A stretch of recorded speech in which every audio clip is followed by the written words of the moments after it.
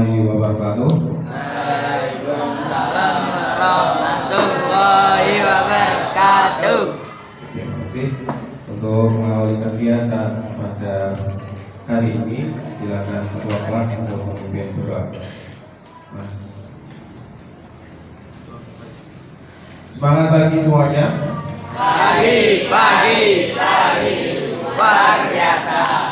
Apa kabar hari ini? Ada yang sakit? Setiati?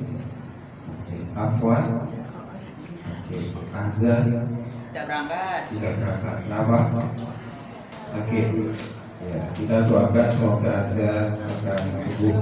Amin.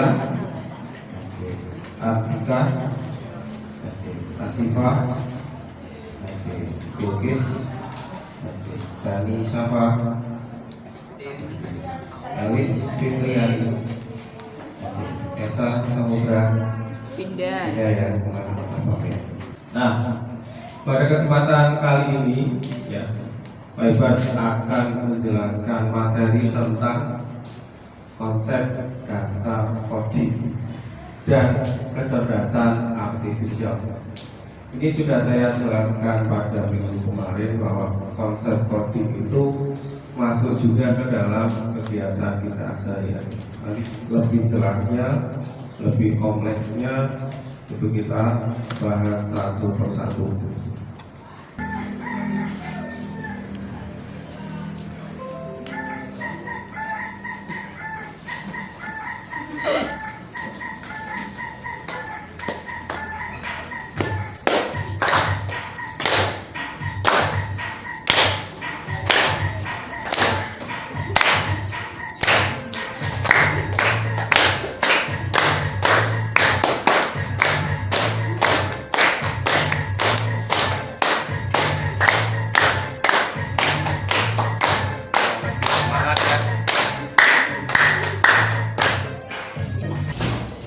Kita lanjut.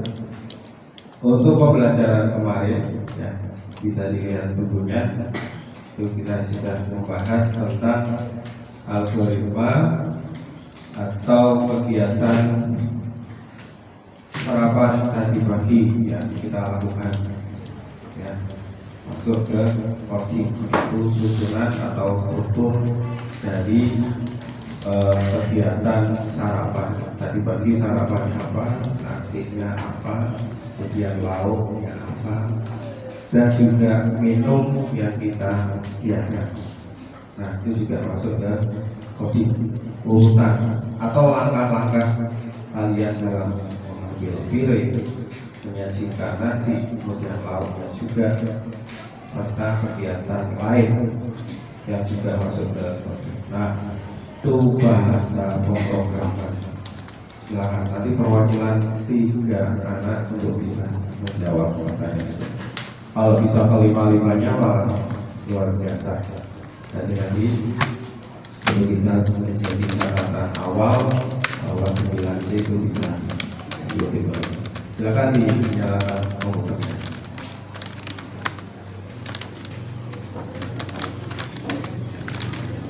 Cari yang pertama, apa bahasa pemrograman.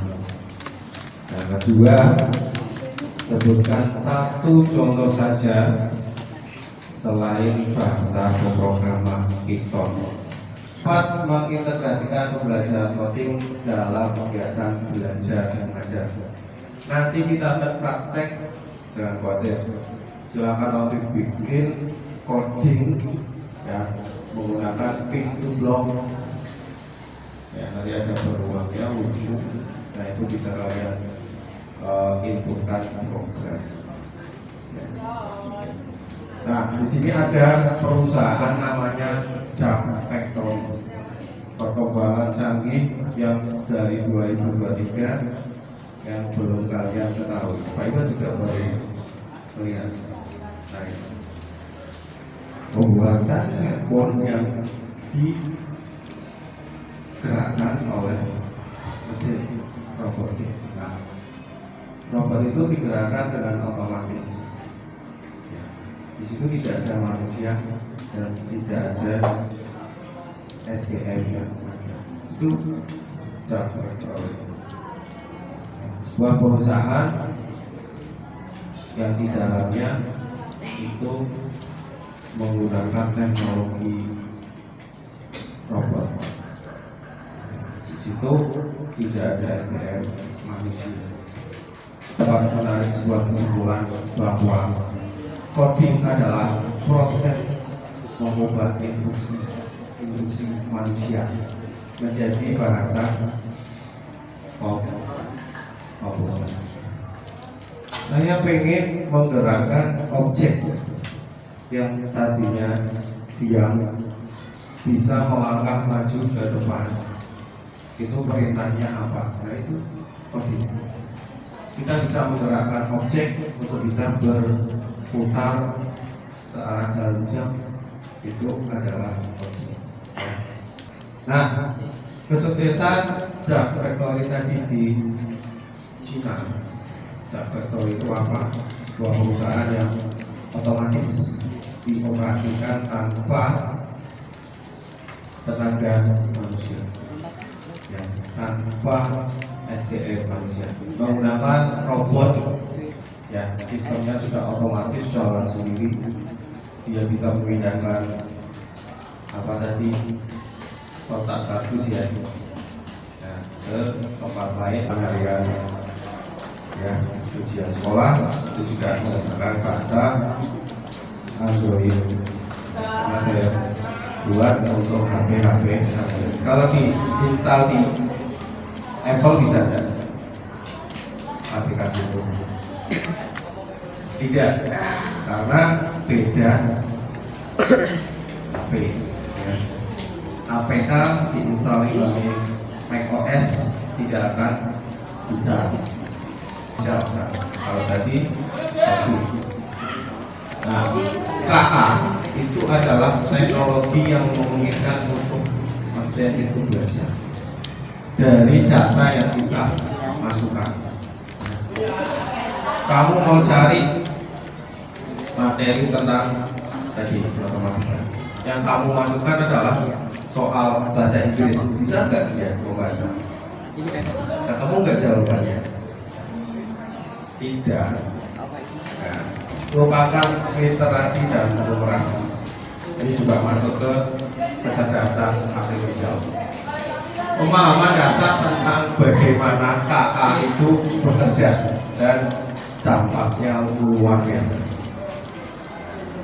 Kalau dulu namanya Viber belum ada KA, belum ada ChatGPT, harus apa? Harus tanya dulu ya, kepada yang lebih tua, diinputkan ke dalam bahasa mesin, bahasa komputer, dan menulis baris-baris kode serta sintak atau bahasa, ya. Yang kita masukkan ke dalam komputer itu sintak atau bahasa mesin, ya. Dari dulu saya perkuliahan sampai saya ngajar di sini masih sama sebenarnya, yaitu sintak atau bahasa mesin. Nah, untuk pemrogramannya adalah membuat dan mengembangkan program. Dan harap kamu bisa mengembangkan program personalisasi pembelajaran atau chatbot edukasi.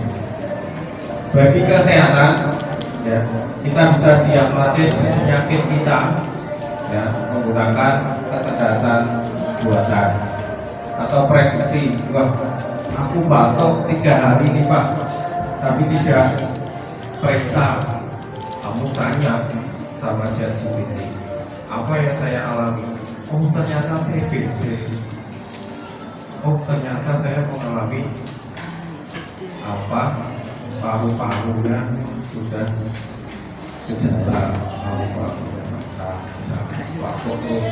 Ini ya. Ada 3 lembar kerja yang harus kalian kerjakan, ya. Itu bisa satu kelompok ini, satu baris, satu kelompok, satu baris, satu kelompok, ya.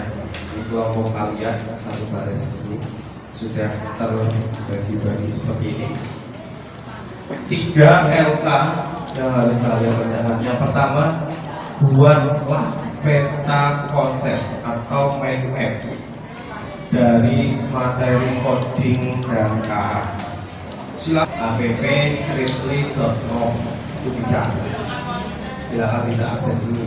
Atau manual kamu bikin pakai Canva itu bisa.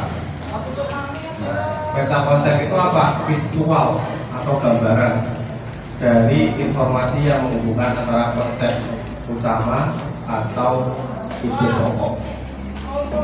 Nah,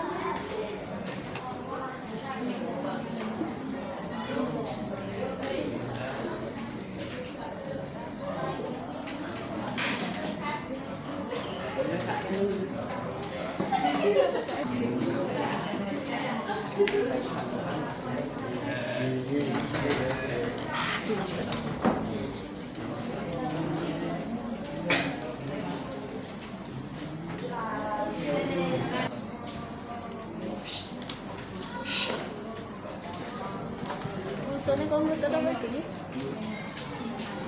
yuk saya lihat aja wes. Lihat peta konsepnya. Coba. Kita lihat. Oke, peta konsepnya seperti ini. Ya, ada proses dekomposisi, biar terlihat ya. Kemudian ada pengenalan pola atau abstraksi. Kemudian ada berpikir algoritma dalam kehidupan sehari-hari. Ya, ini peta konsep sederhana, tapi sudah mencakup algoritma berpikir atau input proses outputnya, dan juga algoritma dalam kehidupan sehari-hari. Ini betul, tidak perlu seperti ini. Kita refleksi pada pembelajaran hari ini. Ya, kita refleksi. Saya ingin tanya Mbak Ria, hari ini belajar apa saja?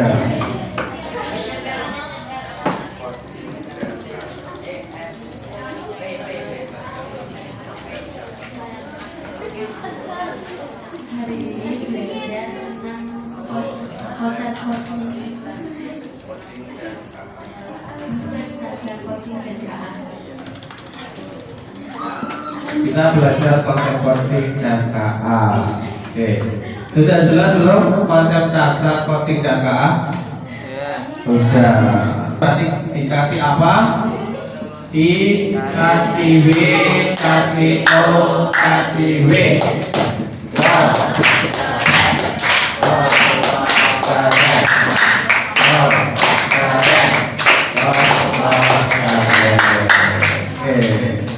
Untuk pembelajaran hari ini saya rasa cukup.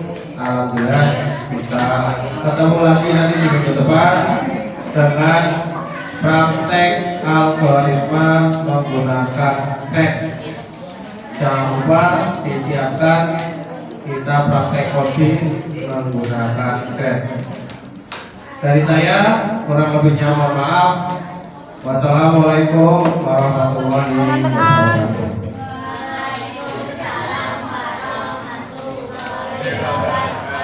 Ya, terima kasih, silakan bisa silakan.